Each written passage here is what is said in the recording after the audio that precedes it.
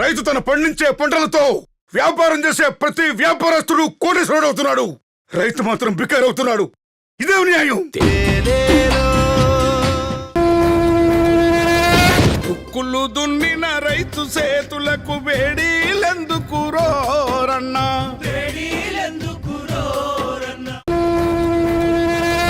వాళ్ళకి సంబంధం ఇష్టం ఉన్నట్టుగా లేదు. ఎందుకు సార్? రైతు కుటుంబం అని చిన్న చూపు. మనం ఎవరు దుక్కుతున్నద్దు, పంట కోయొద్దు. దయించి మనకు గిట్టుబాటు ధర వచ్చేంత వరకు మనం బంద్ చేస్తూ క్రాప్ హాలిడే ప్రకటిస్తున్నాం. ఎంతవరకు మీరు అనేక ఆందోళనలు చూశారు, రైలు రోకోలు చూశారు, రాస్తా రోకోలు చూశారు. ఇప్పుడు మా రైతుల నాస్తా రోకో చూస్తారు.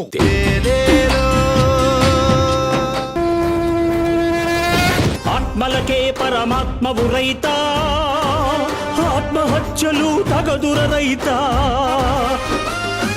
మా రైతుల 10,000 భూమిలోకి వెళితేనే మీ 5,000 నోట్లోకి వెళతాయి. అందుకే మా డిమాండ్స్ నెరవేరే వరకు బంద్.